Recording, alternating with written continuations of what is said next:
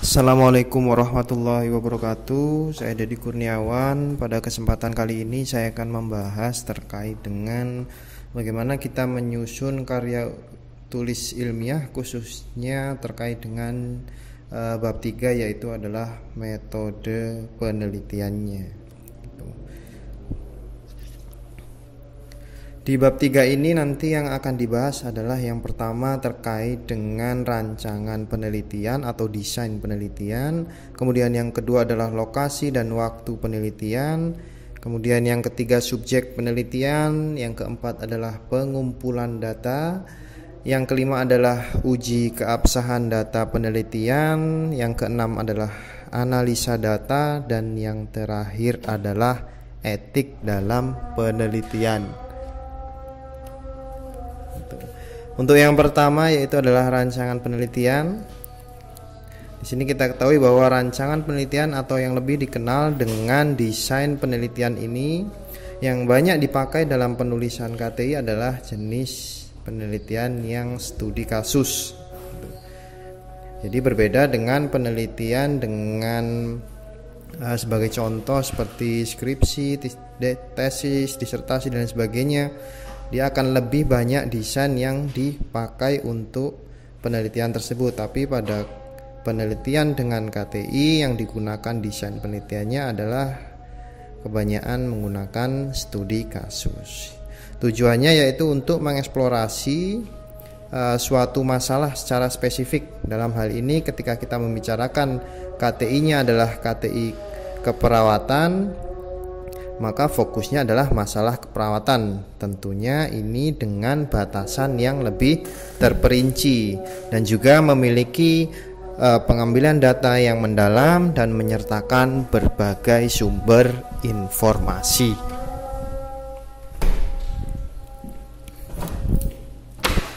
Kemudian yang selanjutnya adalah terbatas oleh waktu dan tempat. Nah, itulah kenapa kemudian studi kasus ini yang dipakai, karena memang dalam KTI terdapat batasan waktu yang harus dipenuhi oleh mahasiswa dalam melakukan penelitian. Serta kasus yang dipelajari dalam hal ini adalah kasus dalam keperawatan berupa peristiwa atau aktivitas tertentu, itu juga memiliki waktu yang terbatas. Itulah kenapa kemudian studi kasus ini dirasa desain yang paling tepat dalam melakukan penelitian karya tulis ilmiah. Itu. Di sini ada contoh bagaimana kemudian kita menuliskan desain penelitian pada karya tulis ilmiah. Misalkan adalah di sini contohnya penelitian studi kasus ini adalah studi untuk mengeksplorasi masalah asuhan keperawatan dengan diagnosa diabetes mellitus dengan kasus gangren, sehingga pasien diobservasi selama waktu titik.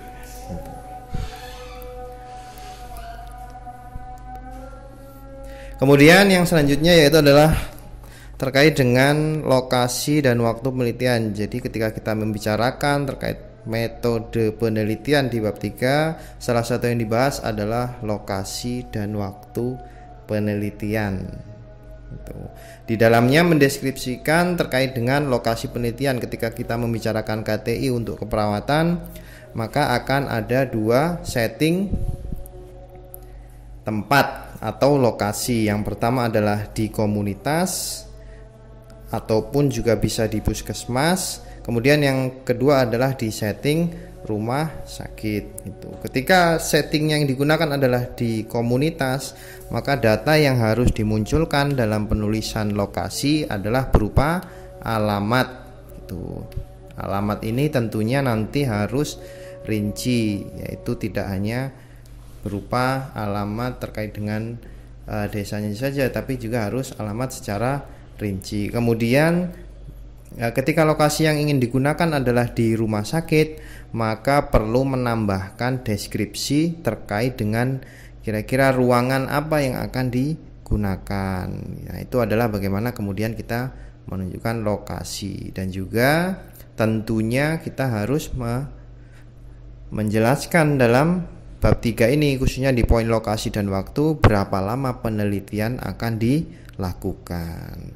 Di sini ada contoh bagaimana kita menuliskan keterangan lokasi dan waktu dalam artikel bab 3 untuk KTI-nya, yaitu yang pertama contohnya adalah pada kasus di RSX lama waktu sejak pasien pertama kali MR sampai pulang dan atau pasien yang dirawat di ruang titik yaitu minimal 3 hari. Nah, di sini berarti dijelaskan bahwa ini penelitiannya lokasinya di rumah sakit, yaitu sejak pasien datang sampai pasien pulang dan atau dirawat di ruangan dengan minimal adalah 3 hari. Jika sebelum 3 hari pasien sudah pulang, maka perlu penggantian pasien lainnya yang sejenis. Nah, sejenis di sini diberikan pembeda, maksudnya adalah sejenis di sini adalah memiliki karakteristik yang sama, yaitu dari kriteria tadi yang ditentukan di judul penelitiannya, yaitu misalkan tadi adalah pasien DM dengan gangren, otomatis penggantian pasien yang dipilih juga harus pada pasien DM dengan gangren. Kemudian contoh yang kedua yaitu pada studi kasus di komunitas, sasarannya adalah pasien dan juga keluarga. Lama waktu bisa menyesuaikan dengan target dan juga keberhasilan dari tindakan, bisa dari 3 sampai 4 minggu gitu, dengan mengunjungi, misalkan di sini dituliskan bahwa 3 kali dalam 1 minggu. Tentu saja ini juga nanti menyesuaikan dari tujuan penelitiannya. Kemudian yang ketiga yaitu yang ada pada bab 3 metodologi penelitian, yaitu adalah subjek penelitian. Pada subbab ini dideskripsikan tentang karakteristik subjek penelitian atau kasus yang akan diteliti. Subjek penelitian yang digunakan adalah biasanya pada KTI, khususnya dalam kasus keperawatan, yaitu 2 pasien atau 2 kasus dengan masalah keperawatan yang sama. Nah, masalah keperawatan yang sama di sini berarti tidak hanya fokus pada diagnosa medis yang sama, tetapi juga masalah keperawatannya juga memiliki karakteristik yang sama. Jadi misalkan di sini di contohnya yaitu subjek penelitian studi kasus ini adalah pasien dengan diabetes mellitus. Diabetes mellitus di situ adalah diagnosa medisnya dengan luka gangren. Nah, luka gangren ini bisa menunjukkan masalah keperawatannya, misalkan adalah kerusakan integritas kulit gitu. Jadi memang harus memiliki karakteristik yang sama, yaitu baik dari diagnosa medisnya dan juga masalah keperawatannya. Kemudian poin yang keempat yaitu ada rincian terkait dengan pengumpulan data penelitian. Jadi di metode penelitian poin di 4-nya adalah pengumpulan data penelitian. Di poin pengumpulan data penelitian ini yaitu menjelaskan terkait metode pengumpulan data yang akan digunakan oleh peneliti. Jadi di sini adalah menjelaskan tentang apa yang akan dilakukan peneliti dalam proses mengumpulkan datanya atau pengambilan datanya. Di sini kita ketahui bahwa terdapat 3 metode pengumpulan data atau disingkatnya itu biasanya adalah WOD gitu. Jadi WOD itu apa? W yang pertama adalah wawancara atau interview, biasanya adalah hasil anamnesis berisi tentang identitas pasien, keluhan pasien, riwayat penyakit sekarang, riwayat penyakit dahulu maupun riwayat penyakit keluarga dan lain sebagainya. Jadi sumber datanya adalah bisa dari pasien itu sendiri sebagai responden penelitian, bisa dari keluarga maupun juga dari tenaga kesehatan, yaitu bisa dari perawat atau tenaga medis gitu. Kemudian pengumpulan metode yang selanjutnya yaitu melalui observasi atau dari hasil pemeriksaan fisik, yaitu dengan pendekatan inspeksi, palpasi, perkusi dan auskultasi pada sistem tubuh pasien. Jadi atau ketika kita mau memberikan checklist juga bisa, jadi memberikan lembar lembar observasi juga bisa seperti itu. Kemudian selanjutnya yang di poin ketiga metodenya adalah melalui studi dokumentasi atau angket gitu. Jadi ini adalah hasil dari pemeriksaan diagnostik dan data lain yang relevan atau catatan di lapangan yang ditemui juga bisa menjadi data di dokumentasi ini. Kemudian poin yang kelima adalah ketika kita membicarakan metodologi metode penelitian, yaitu ada yang disebut dengan keabsahan data. Nah, dalam KTI uji keabsahan data ini kita tidak menggunakan bantuan dari statistika, dalam arti kita tidak perlu melakukan uji secara statistik untuk mengetahui apakah ini sudah valid dan reliable, tapi melalui cara apa?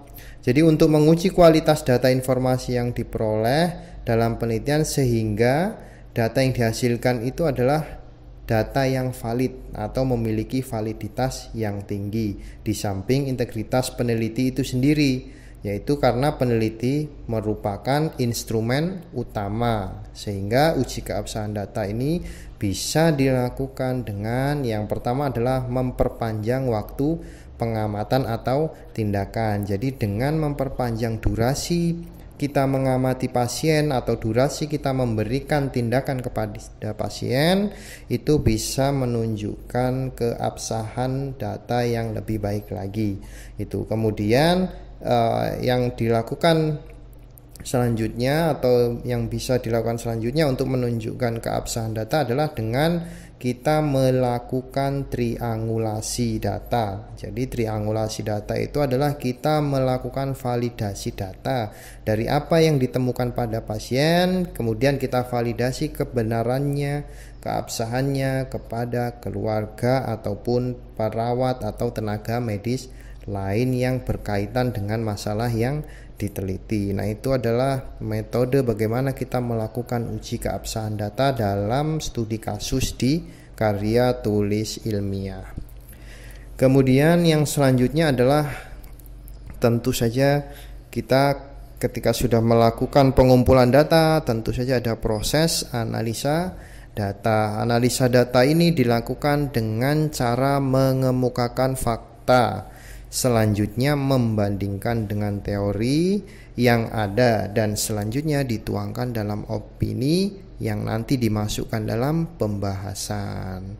Seperti itu. Jadi memang di analisa data ini pada karya tulis ilmiah ini berbeda dengan penelitian dengan desain penelitian yang lain, di mana nanti akan dibutuhkan alat bantu. Jadi misalkan pada penelitian kuantitatif maka dibutuhkan alat bantu seperti misalkan SPSS untuk melakukan uji-ujinya gitu, atau penelitian kualitatif gitu. Jadi pada penelitian KTI ini, desain studi kasus ini lebih ke arah sebenarnya adalah condong ke arah kualitatif atau deskriptif seperti itu.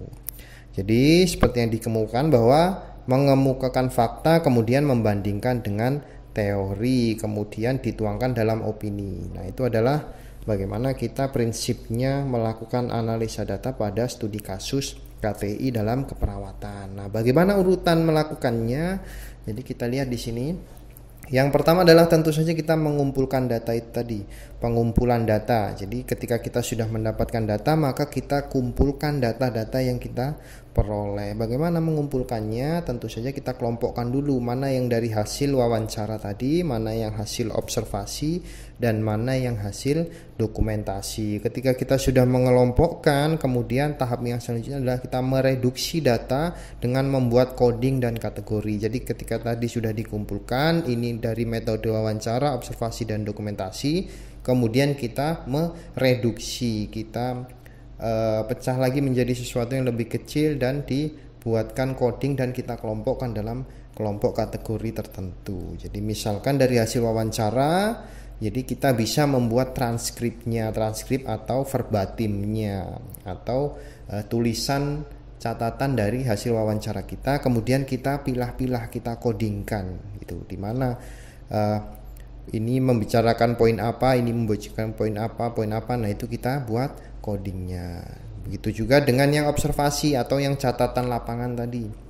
Jadi kita bisa masukkan juga itu menjadi transkrip tambahan untuk ditranskrip dan juga kita codingkan, sehingga dari hasil wawancara dan observasi tadi akan menjadi atau terbentuk suatu topik yang tentunya topik ini disesuaikan nanti dengan arah dan tujuan dari penelitian tersebut. Kemudian dari dokumentasi ini, data hasil dokumentasi yang telah dimiliki oleh peneliti dibandingkan dengan angka-angka normal. Nah, tentunya ketika kita telah membandingkan dengan temuan fakta yang ditemukan di pasien, kemudian kita bandingkan dengan angka-angka normal sesuai dengan teori, nah maka di situ kemudian akan didapatkan suatu interpretasi. Jadi dapat diinterpretasikan atau dimaknai bahwa dari data yang ditemukan itu dapat ditarik suatu kesimpulan. Kemudian selanjutnya ketika sudah melakukan reduksi data pada tahap interpretasi, selanjutnya adalah tentu saja bagaimana kemudian menyajikan data tersebut. Jadi data dari hasil analisa tadi dapat disajikan dalam bentuk tabel, gambar, bagan maupun teks naratif. Kemudian yang selanjutnya, yang terakhir tentu saja kemudian ditarik suatu kesimpulan dari analisa data tersebut. Apakah ini menjawab dari hipotesis yang diajukan dalam penelitian tersebut. Gitu.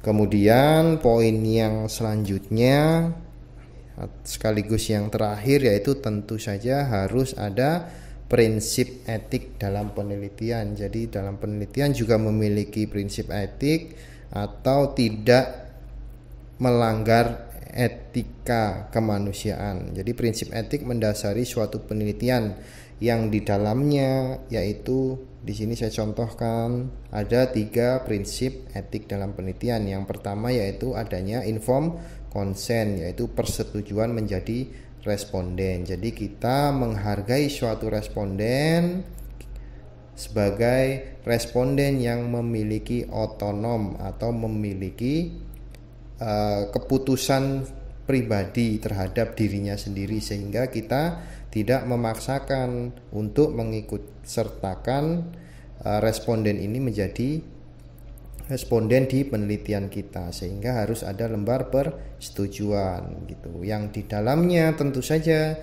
juga berisi tentang penjelasan terkait penelitian tersebut, sehingga ketika nanti responden ini sudah menandatangani atau setuju menjadi responden penelitian, responden ini paham terkait dengan apa penelitian dan apa dampak serta konsekuensi yang akan diterima. Kemudian selanjutnya yang kedua adalah etik harus anonymity, yaitu di sini maksudnya adalah kita menjaga identitas dari responden penelitian yang kita ikut sertakan dalam penelitian kita. Kemudian yang ketiga tentu saja adalah confidentiality, yaitu kerahasiaan. Jadi segala sesuatu yang berkaitan dengan responden kita, entah itu baik atau buruk, tentu saja kita harus menjaga kerahasiaannya. Jadi ini menjadi prinsip utama dalam melakukan penelitian, dan tentu saja masih banyak poin-poin lebih rinci lain yang harus dipenuhi oleh seorang peneliti untuk layak tidaknya penelitian ini dilakukan kepada pasien atau responden.